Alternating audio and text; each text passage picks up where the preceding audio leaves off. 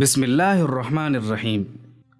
دوستو، حضرت موسیٰ علیہ السلام نے ایک مرتبہ اللہ تعالیٰ سے سوال کیا کہ یا اللہ، اس چھپکلی کا تو کوئی فائدہ ہی نہیں ہے، پھر تو نے چھپکلی کو کیوں پیدا کیا؟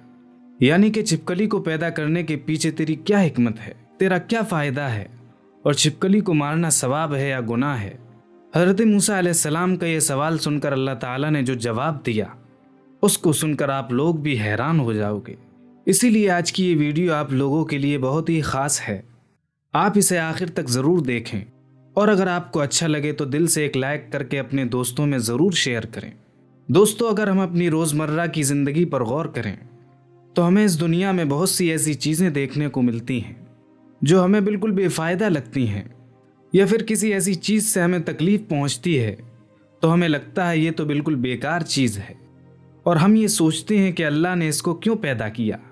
مگر یاد رکھیں دوستو، اللہ تعالیٰ نے اس کائنات کی کوئی بھی چیز بے فائدہ اور بیکار نہیں پیدا فرمائی۔ اس بات کو ہم انسان کبھی جان نہیں سکتے ہیں کہ اللہ تعالیٰ نے کسی چیز کو کیوں پیدا فرمایا ہے، مگر اللہ پاک ہر چیز کے بارے میں بہتر جاننے والا ہے۔ اسی طریقے سے اللہ تعالیٰ نے کوئی بھی مخلوق بے مقصد اور بیکار اور بے فائدہ پیدا نہیں کی ہے، چاہے وہ کوئی بھی مخلوق کیوں نہ ہو، چاہے وہ انسان ہو، شیطان ہو یا جنات ہو، یا پھر اس دنیا کے چھوٹے موٹے کیڑے مکوڑے ہی کیوں نہ ہوں، ہر چیز کو اللہ تعالیٰ نے حکمت کے ساتھ ہی پیدا فرمایا ہے۔ اسی لیے کسی کو یہ بالکل حق نہیں ہے کہ وہ اللہ تعالیٰ کی تخلیق پر اعتراض کرے، اللہ کی پیدا کی ہوئی کسی بھی چیز پر ناراضگی کا اظہار کرے، کیونکہ اللہ تعالیٰ اپنی تخلیق کے فائدے میں خوب اچھی طرح واقف ہیں، چاہے کوئی بھی چیز ہمیں کتنی بھی حقیر اور بیکار کیوں نہ لگتی ہو۔ دوستو، آپ سبھی لوگ اچھی طرح سے جانتے ہیں کہ حضرت موسیٰ علیہ السلام اللہ تعالیٰ سے ہم کلام ہوا کرتے تھے، یعنی کہ اللہ تعالیٰ سے باتیں کیا کرتے تھے۔ اکثر حضرت موسیٰ علیہ السلام کوہ طور پہاڑ پر جا کر اللہ تعالیٰ سے بات کرتے تھے۔ اس وقت اللہ تعالیٰ نے حضرت موسیٰ علیہ السلام کو اتنی ساری حکمتیں اور اتنی ساری صفاتیں عطا فرمائیں کہ جو ہر انسان کے لیے ایک بہت بڑی نصیحت ہے اور صحیح طریقے سے زندگی جینے کے لیے بہت ہی فائدہ مند ہے۔ اسی طرح سے حضرت موسیٰ علیہ السلام کوہ طور کے پہاڑ پر اللہ تعالیٰ سے ہم کلام ہونے کے لیے گئے۔ کوہ طور پر جا کر آپ علیہ الصلاۃ والسلام ایک درخت کے نیچے کھڑے ہو کر اللہ سے باتیں کرنے لگے۔ اس درخت کے اوپر ایک چھپکلی تھی جس نے آپ پر پیشاب کر دیا، اور اس کی چھینٹیں آ کر آپ حضرت موسیٰ علیہ السلام کے کپڑوں پر لگ گئیں۔ یہ دیکھ کر آپ علیہ السلام کو اس چھپکلی پر بہت غصہ آیا، اور آپ نے فوراً اللہ کی بارگاہ میں یہ سوال کر دیا۔ حضرت موسیٰ علیہ السلام نے اللہ تعالیٰ سے پوچھا، یا اللہ، تو نے اس چھپکلی کو کیوں پیدا کیا ہے؟ اس کو پیدا کرنے میں تو تجھے کوئی فائدہ ہی نہیں ہے۔ ظاہر ہے کہ حضرت موسیٰ علیہ السلام کا یہ سوال کرنا اپنی جگہ پر بالکل صحیح تھا، کیونکہ حضرت موسیٰ علیہ السلام کو چھپکلی کا کوئی فائدہ نظر نہیں آ رہا تھا، اور اوپر سے اس چھپکلی نے پیشاب بھی کر دیا تھا۔ حضرت موسیٰ علیہ السلام کا یہ سوال سن کر اللہ تعالیٰ نے جواب دیا، اے موسیٰ، یہ چھپکلی بھی مجھ سے کئی سالوں سے یہی سوال کر رہی ہے۔ یہ چھپکلی مجھ سے پوچھ رہی ہے، اے اللہ، تو نے اس موسیٰ کو کیوں پیدا کیا ہے؟ مجھے تو موسیٰ کا کوئی بھی فائدہ نظر نہیں آ رہا ہے۔ ظاہر سی بات ہے، یہاں پر چھپکلی کا سوال بھی اپنی جگہ پر بالکل ٹھیک تھا، کیونکہ چھپکلی کو بھی حضرت موسیٰ علیہ السلام کا کوئی فائدہ نظر نہیں آ رہا تھا۔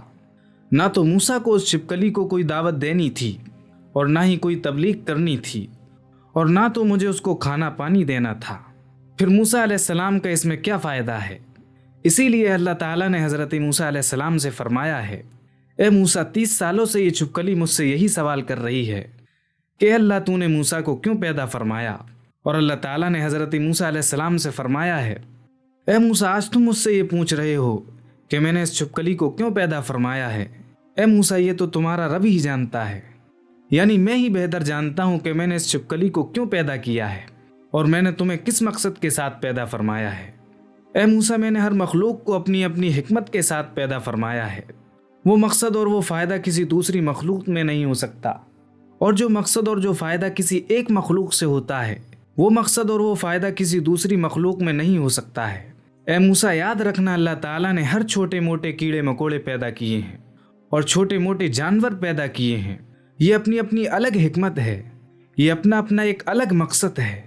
دوستو، پھر حضرت موسیٰ علیہ السلام کے دور میں ہی ایک بنی اسرائیل کی عورت آپ علیہ السلام کی بارگاہ میں آئی اور سوال کرنے لگی، اے اللہ کے نبی، اللہ نے چھپکلی کو کیوں پیدا کیا ہے؟ یہ تو کسی بھی کام کی نہیں ہے، یہ دیکھنے میں بھی کتنی بدصورت دکھتی ہے، اس کی شکل صورت بھی ایسی ہے کہ ہمیں اس کو دیکھ کر ڈر لگتا ہے، اور چھپکلی تو کسی بھی کام کی نہیں ہے، پھر اللہ تعالیٰ نے اس کو کیوں پیدا کیا ہے؟ یہ سن کر حضرت موسیٰ علیہ السلام نے فرمایا، اے عورت، یہ چھپکلی بھی اللہ تعالیٰ سے یہی سوال کر رہی ہے کہ اللہ تو نے انسانوں کو کیوں پیدا فرمایا ہے؟ یہ تو ناشکرا ہے، یہ تو بے صبرا ہے، یہ تو فساد ڈالنے والا ہے، یہ تو لڑنے جھگڑنے والا ہے، اس زمین میں فساد پھیلانے والا ہے، بغض اور کینہ رکھنے والا ہے، اس کی تخلیق سے تم کو کیا فائدہ ہے؟ تو چھپکلی کو اللہ تعالیٰ نے جواب دیا، اے چھپکلی، میں اپنی تخلیق کے فائدے سے اور حکمت سے زیادہ واقف ہوں، اسی لیے ہم سب کو چاہیے کہ اگر کسی کی پیدائش ہماری خواہش اور ہماری مرضی کے خلاف ہو جائے تو ہمیں ناراض نہیں ہونا چاہیے، بلکہ اللہ تعالیٰ کا ہر حال میں شکر ادا کرنا چاہیے۔ اسی طرح سے پیارے دوستو، ایک شخص حضرت علی کی بارگاہ میں حاضر ہوا اور اپنے دست ادب کو جوڑ کر نہایت ہی ادب کے ساتھ عرض کرنے لگا، اے علی رضی اللہ تعالیٰ عنہ، کہ چھپکلی کو مارنا گناہ کا کام ہے یا ثواب کا کام ہے؟ اگر اس کو مارنا گناہ نہیں ہے تو ایسا کیوں ہے؟ بس اتنا سننا تھا تو حضرت علی نے فرمایا، اے شخص، یاد رکھنا، اس روئے زمین پر کچھ مخلوقات تو ایسی ہیں جو انسانوں سے ناخوش ہیں، اور ان کا شیطان سے وعدہ کیا ہوا ہے کہ وہ انسان کو طرح طرح سے نقصان دیں گی۔ یہ چھپکلی اور اس کے خاندان سے جڑے کچھ مخلوقات بھی ہیں۔ یاد رکھنا، یہ چھپکلی شروع ہی سے انسانوں کی دشمن رہی ہے، اس لیے ان کو مارنا کوئی بھی گناہ کا کام نہیں ہے۔ یہ سن کر اس شخص نے کہا، اے حضرت علی، آپ نے فرمایا کہ چھپکلی کے خاندان نے انسانوں کے ساتھ دشمنی کی ہے اور شیطان کی بیعت کی ہے، اے علی، یہ کب اور کیسے ہوا؟